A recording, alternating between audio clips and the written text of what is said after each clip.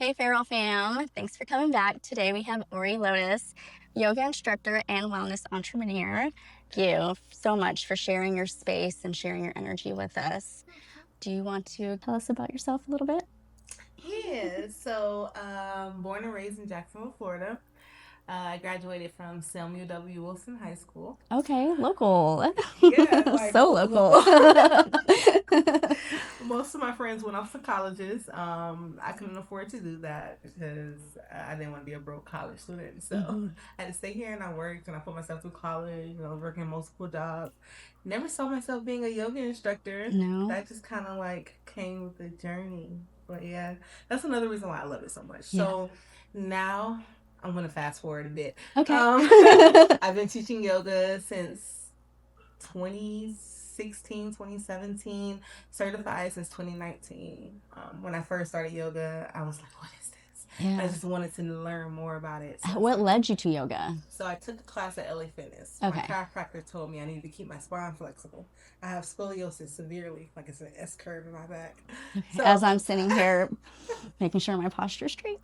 but even I forget sometimes. I work desk jobs and I've been doing it for years, you Okay. know? So, hmm yeah, yoga and just being mindful. Like, yoga, part of yoga is mindful awareness, self awareness. But so I took that class and I became a nerd with it. Like, I just started reading books, learning about Deepak Chopra, spiritual laws of yoga, got on YouTube. I started learning my own flows and I wanted more. I hmm kind of wanted to go deeper in my own practice. hmm So that's when I signed up for a yoga teacher training at Yoga Den.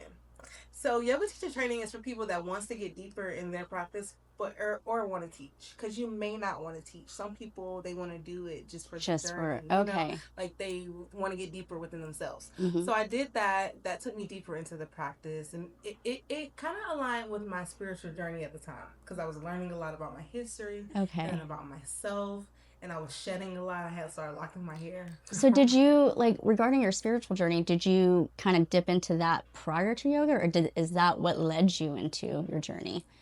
It was kind of a simultaneous thing when I think about it, but the yoga started.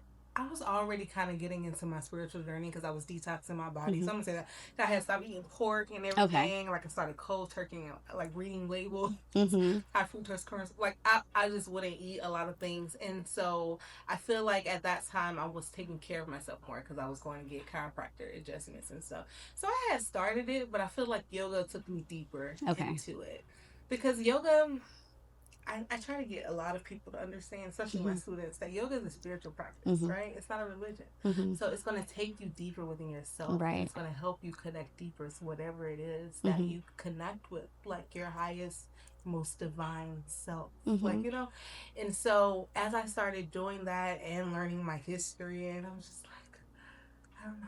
Why don't people know how powerful they are? Like, Yeah. just the way like your energy works and the way the mind works, and just like then therapy. So it was yoga, Uh-huh. my history, and therapy. Like all those kind of went together. But yeah, Okay. like the therapy, I think was part of maybe being a little codependent. I hmm wanted other people to know what I was learning. I was like, why don't people know about this? Right. So that's why I started teaching for free. So I started Okay. teaching yoga in the park, and then I'm coming back to the yoga certification. So then I got certified at Yoga then. Uh-huh. And from there, I just started doing yoga events. But my yoga events aren't just, I didn't do events because I wanted to make money. Yeah. When I started creating events, it was to bring people together and to hmm make yoga accessible and relatable, hmm to my hmm community. Yeah. Because most people where I'm from don't do yoga, like never seen it, Yeah. don't know what it Yeah. is. Right. And so sometimes, It's kind of in a way it was like a privilege, right? mm-hmm. Because people don't know about it. Yeah, I grew up thinking it was a trend. This is more than a trend. It's self-reflection. mm-hmm. It's getting to know who you are. It's getting to know your energy. Yeah. And that's so cool that you were able to provide that to people in your community. Yeah, it definitely did kind of become a trend a little bit. It did. I feel like it did. But Yeah, girl, it was like the CMOS, the yoga. yes, I did the CMOS too. But I just felt like I wanted people, like, even if they just know how to breathe, like, hmm even if they just felt what the breath was, because that's the foundation of yoga. hmm Like, I'm not gonna go through like all the laws of yoga and all the philosophy in a yoga class, because that's not my goal. My goal was to bring people to it, and so that they can connect deeper within themselves, like on another level. And that just turned to us doing cannabis and smoking and doing yoga. And I'm just adding like R&B yoga, trap yoga. Like trap yoga is for the culture. Granted, it's not like as traditional, but it's fun. I'm intrigued. When I read that, I was like, trap yoga? I want to go to one of those. Oh yeah, you gotta try it. It's fun. It's like vinyasa, but with trap music. Okay. You get a good workout. You're up and down. Like it's flowy. Yeah. You know, calling out the poses. It's fun. So bring your homies. Yes. Next trap. So I know you're doing the Exhale event soon. I'm going to that. I'm so excited. Yes, September 19th. What made you go into the field of cannabis and bringing that into your practice? So interesting how you put it, like the field. Huh? It is the field because it's not. I mean, you know, it has a bad taste in a lot of people's mouth, but I feel like, for me personally, I use it. I have my card, and I use it for medicinal purposes. It keeps me grounded. It keeps me not so crazy in my head to where I'm going a million miles a minute and I can't function. But you know, it keeps. I agree. Yeah, it's medicating. It is. I found it cute when you said the field, because like I think it was a way of life for me before I got my card. I have my card too now. So like when I got my card and I started seeing how big the world of cannabis was, like learning about the different terpenes, and like at first when I got my card, I was looking at the THC level. Right, I was like 30%, 30%, please. You know, and then I had a friend, my friend Hillary, she used to work for Curly, and she was just like, it's not all about the THC though. It's about the terpenes, you know, for the euphoric feel and everything. And now I'm at the point where I don't want to smoke as much, so I want to get into like the tinctures and the resins and everything. And so it is definitely a field now. But like I think just because I love yoga and my own personal practice, I would medicate and do yoga, and I just realized how much of a vibe it was. And I think I had this opportunity that came into my lap where I could teach yoga in the building and smoke, which is very hard in Jacksonville. It is. I know, like I maybe had like a few venues, but I had to take a year off because I couldn't find a year off from that event because I couldn't find a place to smoke, you know. But my first big event, I was working with Curly. Okay. They gave us yoga mats, rolling trays, lighters, and it was basically just like explaining the mental health benefits of it, like combining cannabis with yoga and talking about the cannabinoids and how it regulates our parasympathetic nervous system and all those things. Like, it's very scientific outside of just feeling good. It feels good though. It does feel great. It's a vibe. It is vibe. I'm sure my kids are thankful for it. Like everybody medicates these days. Yeah. You know, and yeah. I don't want to ramble, but yeah. No, you're good. And it's for me, it's a way of life. It's part of my life. And I know a lot of people do use it just to function.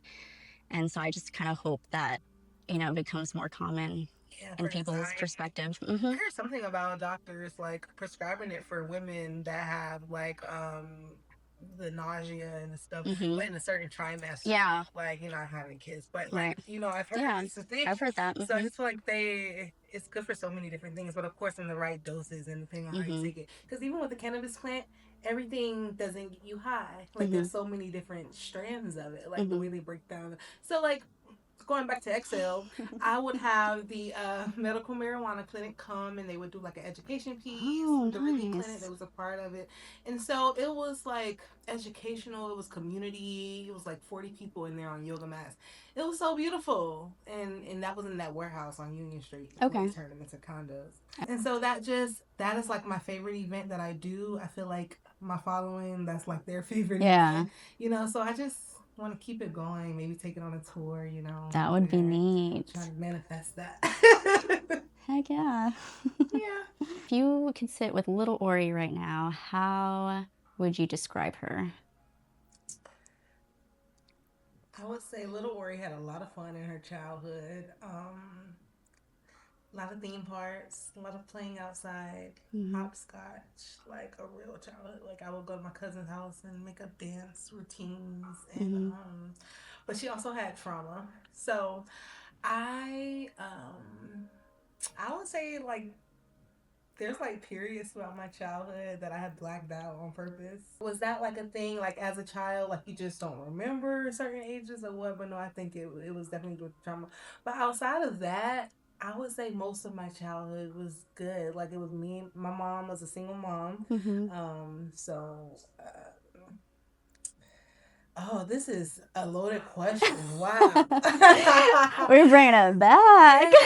Yeah, because this is good. Because in therapy, I had to discuss reparenting. And Yourself. it's not that myself, like giving myself things that I wish I had. Yeah. And it's not that my mom was a bad mom, because she wasn't. Like I love my mom, and she was a dope single mom. She worked all the time because she had to. So she worked like double and triple shifts. And I kind of raised myself. Yeah, I feel like as a millennial, that was how life was. We grew up fast. How did that help you become who you are today?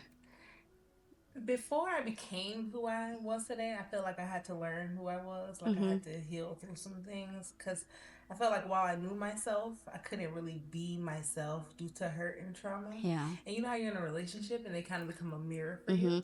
Yeah. I feel like my relationships kind of kickstarted the healing of my inner child. Like from abandonment issues, like not having my dad there, because whatever. But to like codependency issues, and just like the emotional wounds that you have as a kid raising yourself and being exposed to things that too early on, that you're not ready to be exposed to. But outside, I think you know how you adapt, especially as humans. Like some of the things I went through, I guess I don't think about it as bad to me, because I'm just like, it is what it is. I survived. I did what I had to do. I don't really use anything I went through as an excuse. But inner child healing is real, especially when you want to be with somebody, and the way you handle your relationships. And the things you require and your love languages. And but I had to write letters to myself, my younger self. You mentioned going to therapy. Did therapy help a lot, or did you, because some people, like for me, for instance, I went to therapy. It worked a little bit. I don't think talk therapy was quite for me. I need like movement. Did talk therapy help for you? So with talk therapy, I think it did help, but I think it was because of the therapy setup that I had. So the first couple times I went to therapy, it was like a intensive outpatient program. It sounds crazy, but it was like I went home every day, but I took a leave from work. Okay. So I let them know that I was a little stressed out. Work was getting to me, and I signed up for this program. And so it was a women's group. It was like group therapy. So it was like we were all in the same room, and we were opening up about things that had happened to us, things we went through, and we could ask for like what is like if you relate somehow, not advice, but you don't really want to give people advice when they're going through therapy, but like you can tell like where you're coming from or something that happened to you as it relates to the situation. So I found that good, and we had multiple different therapists, and I liked how they helped us think about what we think about, and they called it was like cognitive behavioral therapy. So it's like breaking down your belief system, like around the things that happen to you. So it would go from action, whatever happened to you, to beliefs, how you feel about the thing, and the consequences, like what is happening because of that thinking, how you know what I'm saying, how you look at this, right? And so that was very eye-opening to me. But those things and learning that I didn't know how to set boundaries, like all those things help with therapy, because we would do like exercises. I'm like, okay. And did the women in the group work together in the exercises? Yeah, okay, so we were partners. Okay. Stuff. I like that. And they would give us like a situation, and so one person has to enforce the boundary, and the other person, is kind of like giving them like feedback. And so me, I was compromising and being nice, and like I'm trying to stand firm, and then they're coming back and saying something to me, and I'm just like, it was just going on too long. So they had to stop me. They were like, look, you just gotta stand on what it is. Set the consequence so they break the boundary, and this one. But yeah, it's something like a sister living with you and she's not cleaning type of situation. Yeah, so I'm still working on that, and I'm gonna say healing is a process. It is. Therapy is a process. Yoga is a journey. Like we are not going to wake up one day and learn everything, right? And be healed, and be this peaceful little butterfly. Like nothing gets to us. That's not realistic. No. No. So we're human. and just looking yoga teachers, they put us on a pedestal sometimes. And I'm a psychology student too. So I learned that even therapists have to have their own therapist. When I learned that, I was like, absolutely. like we all got issues yes. that we be working through, but it's about self-awareness. So that's why I like yoga, because I feel like anybody can do yoga no matter what they're going through, and it helps them observe more about themselves, so about their emotions, maybe what they're feeling, maybe like what your childhood trauma is doing in your life, like like it makes you pause and ask yourself, like, why do I feel this way, like what is this, like put a name on it. But yeah, I said a lot from therapy to but yeah, I would say talk therapy definitely helped. But I also like movement. I feel like there's so many different types of therapies. Like movement, yoga is definitely therapeutic. Like yoga therapy, like even if you don't want to talk to somebody, like just being with your own thoughts, telling yourself positive affirmations, or just not thinking, just letting yourself focus on your breath as you move and breathe, because it's very energetic. Like we hold a lot of energies within our body, so that breathing and that movement, it helps you release things. Like it's a lot. It it's is. Like a web. Yes. Metaphysics and spirituality, and I wish they taught these things. Like I think we should. Yeah, absolutely. I think we should learn a lot. Finances and spirituality. I feel like we should have tools like astrology, human design, or even like enneagrams, just because it's personal reflection. I agree. Instead of robotics. What else? What's one childhood wound you worked hard to heal? One childhood wound. I have to be honest on this podcast. Right. Oh wow. I'll just say it without going too deep. Wow, okay. This is very vulnerable. Y'all getting a lot from me. I was sexually violated as a child by a close family member. And I feel like I'm still working through that. That's not something I feel like I healed yet. Yeah, but that's like the biggest thing. Like I feel like I had to go through as a child. And like as a child, not want to say anything and wanting to live your life, you learn how to cover up things. And I realize I do that in relationships. Very avoidant. Like if something happens or I feel a certain way about something, therapy is teaching me to speak up assertively, not too passive, not aggressive, but like it's hard. I don't like confrontation. I don't like so that is something that I'm still healing on, but like then you should love yourself. Like can I give you a hug? Yes. Oh, I can't imagine. Yeah. But I am not a victim. No, you're not. Not at all. No, but I can't imagine like having your innocence taken away like that.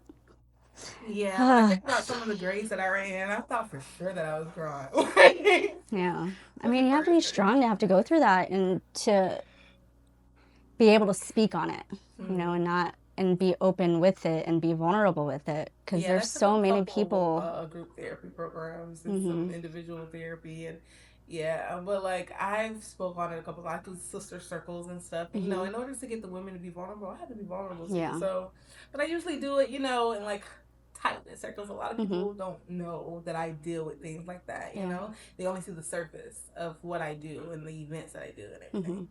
But yeah, that affects. Yeah, that affects a lot, mentally, emotionally, spiritually, and you're doing so good, like with who you are now and who you're becoming and working through that. I appreciate you should give yourself a clap on the back. 5 gold stars, as my husband would say. 5 gold stars. I like that. You're welcome. How has yoga or spirituality helped you reconnect with your inner child? So with yoga, the root word of it is yoke, which means union. So yoga is about unionizing your mind, body, and spirit. So I think of it as connecting with your past, present, and your future self. Especially if you think about like, just being self-aware, like, who am I? Because if you ask yourself, who am I?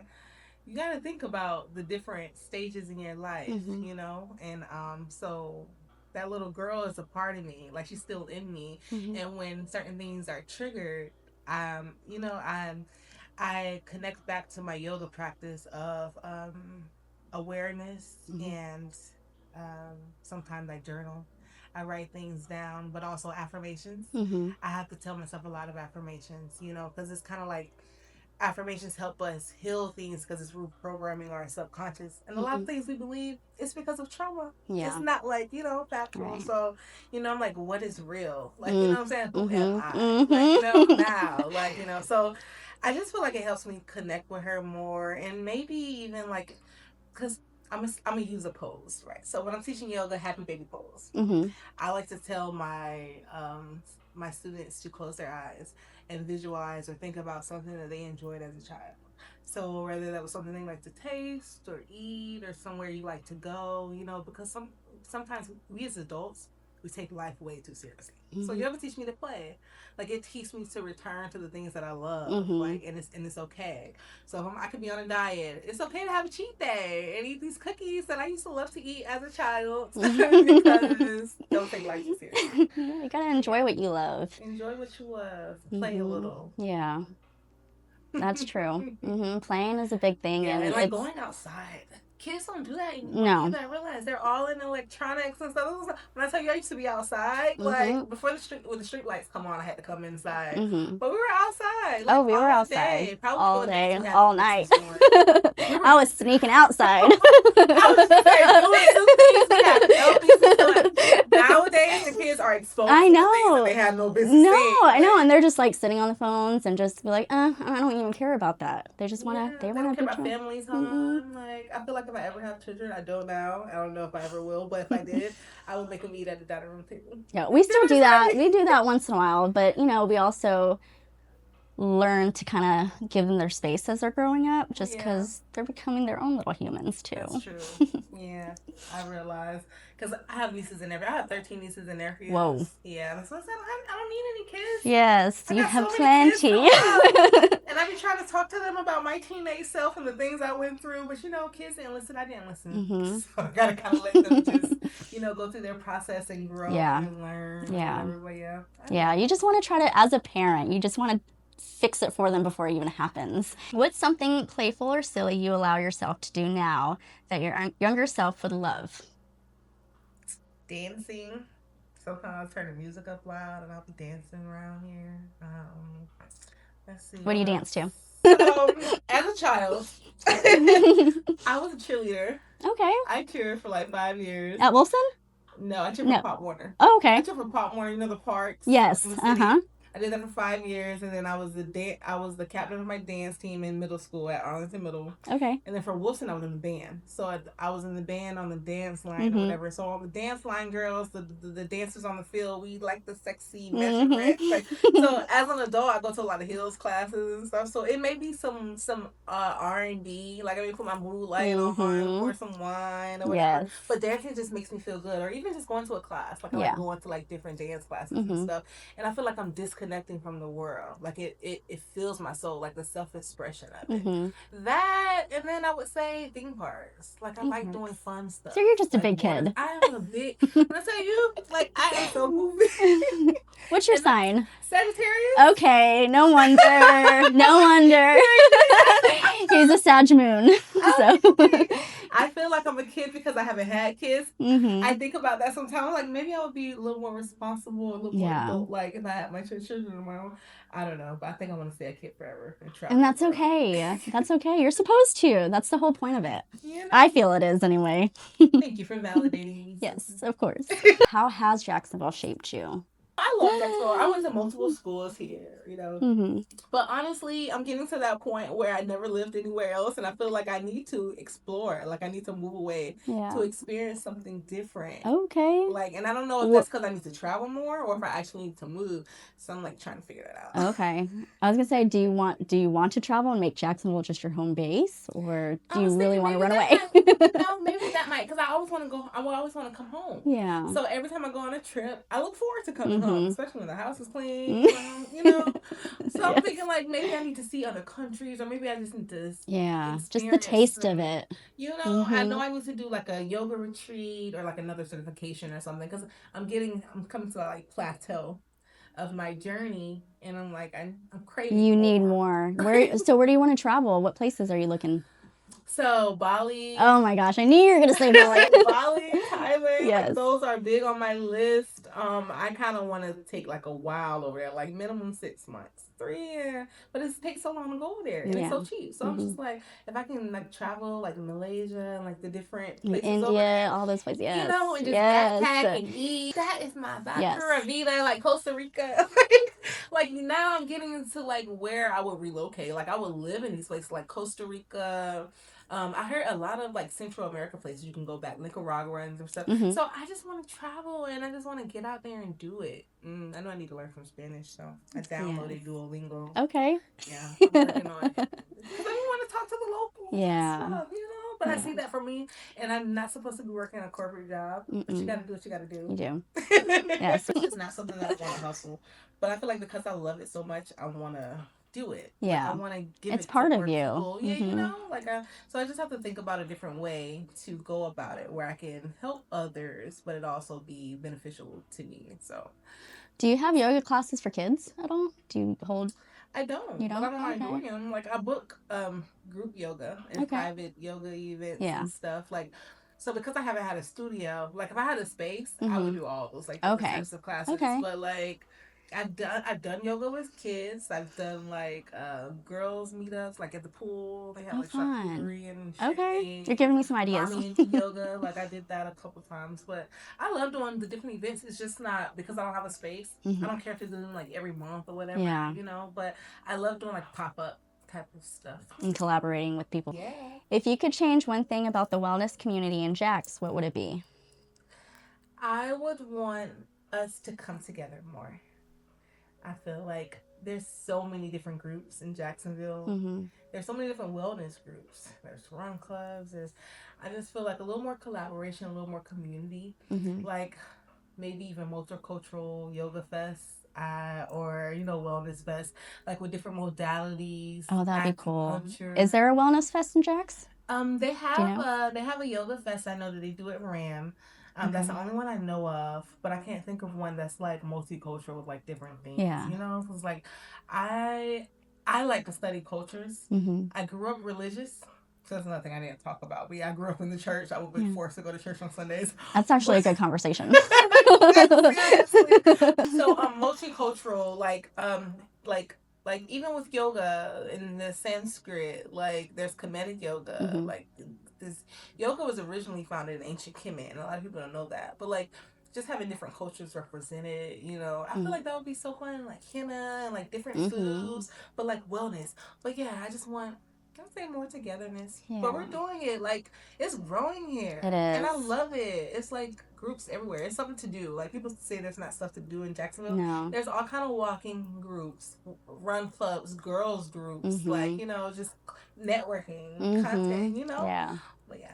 Yeah, Jacksonville is really building when it comes to community. And I think collaboration. Collaboration more than competition. Because I've noticed that. I don't know if that's just a wellness thing or if that's a Jacksonville thing. But it's like you would meet people and you would talk about the things that you want to do and the ideas that you have. And instead of them coming with and doing it with you or, making it grow, they do it alone or do it on their own, and this that type of thing. So I feel like that goes with togetherness. You know what I'm saying? A little more collaboration because especially with yoga, we don't like to have a scarcity mindset. There's a little bit to go around for everybody. So you know what I'm saying? Why not do something together and make it bigger and attract more people? That's just the way I think. Yes, I agree. How do you personally define divine feminine and divine masculine energy? So I believe that we all have divine feminine and masculine energy. It's kind of like the yin yang symbol. We got a little bit. I mean, you may show up more as your feminine. Some women show up more as their masculine. I feel like throughout my life, I feel like maybe as a child before the trauma, and I probably was more feminine, but I feel like I showed up in my masculine more as I grew up and like got into relationships and things like seeing my mom be a single mom, not having a dad in my life, like having to take care of things and get it done, from taking care of myself, then running my business, on my own. But I feel like there's a balance that's needed. And when I think about divine masculine, I think about that partner to the divine feminine. Because when you're in your divine feminine, you're in your flow. Like, you know yourself. You're in your relaxation energy. Like, it's kind of like yin yoga. So when we think about feminine, I think about yin energy in yoga. And with yin yoga, it's all about slowing down. You're holding these poses that you're stretching deep into, but you're breathing through the yang, through the tension, through that masculine. They call it the masculine energy in yoga, but you're breathing through that, and you're slowing your breath to connect with that softness. And I feel like as women, especially if you've been through trauma, it's like a practice to connect more with that feminine, but also have that balance, like to honor yourself. Because even in men, a lot of men don't understand they have feminine energy flowing through them. They don't know how to have that emotional intelligence. You know what I'm saying? Yeah. So I feel like, but I feel like, especially in relationships, that when two people, I feel like it becomes divine when they both know themselves, know how their energy works, and they're able to work together. You know what I'm saying? It's a level of submission on both sides. Right. Because I feel like if you're divine, that's your crown chakra. Like, that's your highest self. Yeah. So you know yourself, because you can be masculine and not divine masculine. Right. No, you're right. It's that, I don't want to say toxic because it's such a toxic word, but, it's not the greatest energetic way of being. Why is toxic so prevalent? It's not our fault. It's the thing. I know. Well, I guess because it gets thrown around so much. No, I know what you mean. It's kind of like calling somebody a narcissist. Like, sometimes it can be like, they may not be a narcissist. Like, a lot of people throw it out, but like toxicity is a thing, and I feel like it comes from people not healing themselves. The self-awareness, the ignorance. And I'm not saying ignorant as in a bad thing, but it's just like knowing who you are, and not continue making those same mistakes where. Because I have been toxic. Like, I would never act like I was an angel, y'all. Like, I done went through some healing. I done went through some yelling matches with men, but I've had to heal. And I'm like, that is not divine feminine. Okay. No. And divine feminine is also not getting ran over or, getting stepped on and getting pushed around. It's really standing in your own power and your own boundaries and who you are, and whatever that means.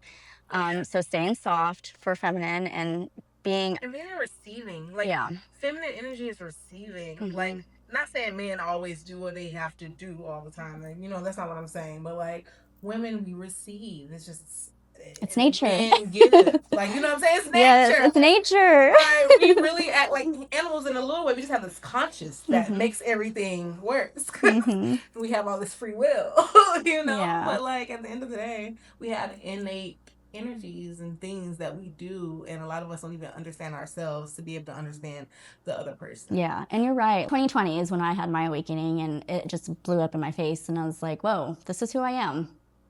I don't know if I like that person. That to you. Yes.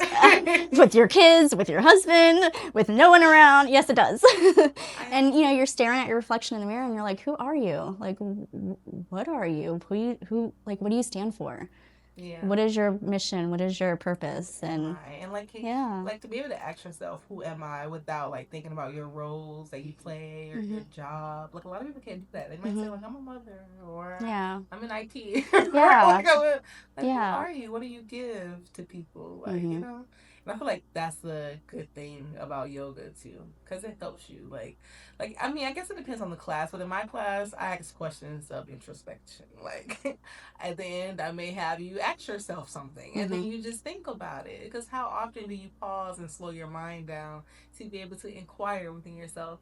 Like, we really have everything within us. We do. Everything you need is within you or within reach. Right. So even if we like think we need advice, outside of ourselves, we do that because we're human and we want to make sure it's okay to others or whatever. But honestly, your internal reference will tell you what it is. Yeah, you just gotta listen to it. And we've been wanting confirmation from other people, because I do it too. Right. Yeah. Like, I want you to tell me what I think I know already. Yeah, I used to be like that too. Like, it was a consistent thing. Like, what do you think about this? How do you feel about this? And then over time, I guess looking back, I'm like, why did I do that? Like, why don't I just ask myself? Yeah. But I think it's normal. Yeah. I don't know. Well, I mean, yeah, I guess that is normal. It's normal to grow up in a society where people tell you who to be, what to do, how to eat, how to dress, and or you're judged by it because, they don't like it or whatever reasons. Start doing things because you see. It's for me being in this place of knowing who I am, standing up for what I want and what I like. it's freeing, it's liberating. And I don't know, I don't regret anything because it all brought me here. I You know, love that and for you. oh, Oh, so beautiful. Can we thank do you. for that real quick? Snap, snap, snaps. I don't regret anything. I It's all, don't. and I love that. Like that It's kind a of. lot of it is sad, you know, because I had to go through it, you know, or it's leaving or it left, but in the long run, like it's for the betterment of myself, and it just brings me to who I am and my purpose in this lifetime. Yeah, that's presence. Mm-hmm. That's like that. Yoga's about presence. Mm-hmm. Like, you know what I'm saying? Who am I? Yeah. Walking in that fully. Like, you know, I may have experienced something in the past. I may have been there. But, like, where am I now? Like, you Mm-hmm. know? And Yeah, showing and up for that. yeah, and asking yourself that every day, because every day you just get bombarded with external stuff, and just taking that pause, whether it's breathing or Like walking. Some people do music to mm-hmm. kind of disconnect from the I love world. music. Music really, even if it's like angry music, it still helps. Yeah, It I hear still house helps music it. is really Yeah. good for people that, you know, where it like calms them or whatever. Mm-hmm. I don't know. Yeah. Whatever floats your Yeah. boat. And I heard twerking was really good too. You know, that definitely It works is. sacral chakra. It is. It Mm-hmm. helps us release a lot of that emotional, you know, stuff It that we have does. stuck up in our hips and stuff. Mm-hmm. And I feel like that's why men are the tightest in their hips because they don't express themselves enough.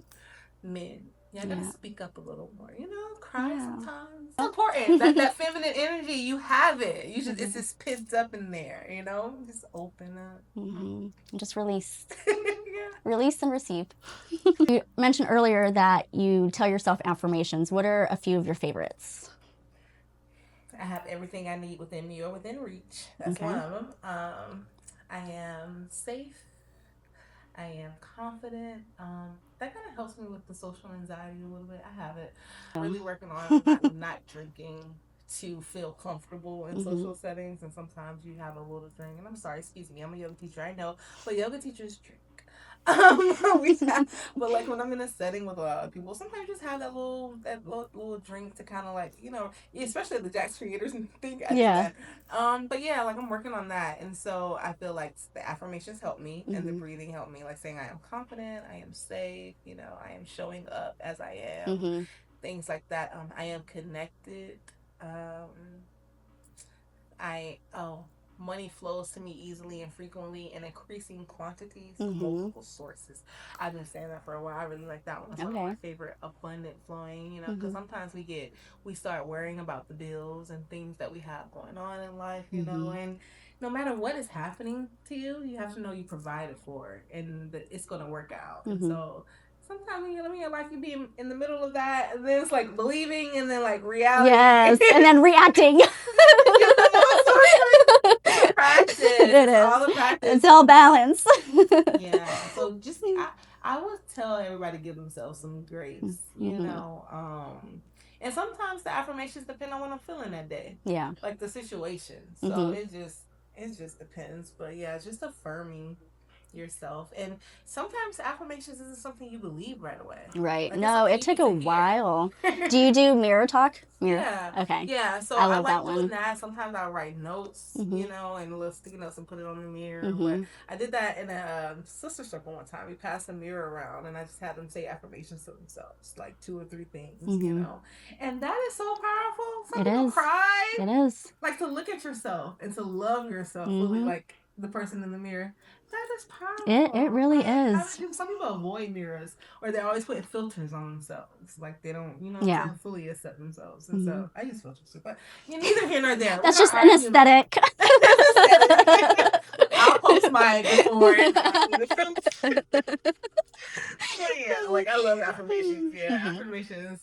It helps you like pick up your head a little bit.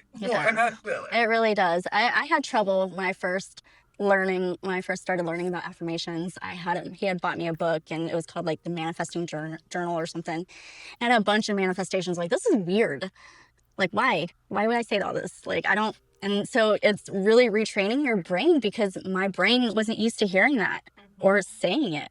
And so, but after a while, I'm like, oh my God, I do believe this. Oh my God, I am stronger. I can do this. What are you talking about? Teaching your brain that you can do it. Because some people think that your motivation is just gonna come. Like your motivation comes from doing the things, Right. And Yeah. doing them over and over, Oh, and yeah. learning and picking up the data. Like, okay, this happened when I do this, but I can do this. So let me just keep doing it. Yeah.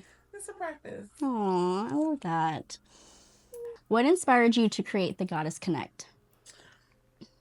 My own healing journey. Okay. As I was learning a lot about myself, spirituality, and like I told you about my history, Yeah. I was learning about how so many things were kept from Black people, and just how that shaped the families and how we didn't have access to a lot of things. They didn't talk about mental health. You don't talk about like certain things that happen to you, like as it relates to trauma and everything. And the Goddess Connect is it's a community. It's a platform, but it's all about normalizing luxury self care and sisterhood amongst melanated women. And and I don't want to, when I speak about it and I say there's marginalization there and there's all the things, we don't use that as like excuses for anything. It's all about empowering Black and brown women, to heal themselves and to connect in safe spaces and to enjoy luxury and to talk about holistic wellness and to have the conversations and to work on business plans and business models and stuff, because I'm a Black girl. Like I only know what I experienced, right? You know what I'm saying? And sometimes, because I have friends of every color, right? And I don't never want people to mistake me for like I only care about Black women, because it's never it. My yoga spaces is for everybody, but as I was going through my journey, that was just a part of my own truth of wanting to help my community and the women for sure, because I feel like men can only do what women allow, and women tolerate a lot of things, and a lot of women don't know how to heal through certain things, and they need that space. So I just create safe spaces for them to just be and have fun, and I feel like it should be a nonprofit really, because it's like I like throwing nice parties and different events for us, but it's really not about money to me. Like I do it because I love to do it. Like I love to plan things and put girl groups together. So how was the first gathering? What was that like?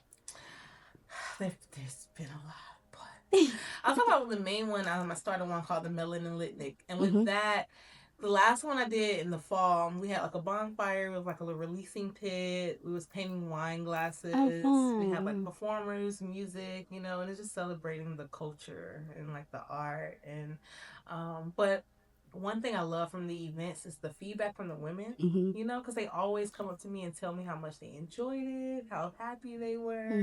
They can't wait to the next event, like they needed it. Like I hear those type of things, and that's what keeps me doing it. So when I say like it's not about like money, that'd be cool. It's a nice little, additive. But I just like doing the things, and I just love that, like empowering women. What advice do you give women who feel disconnected from themselves?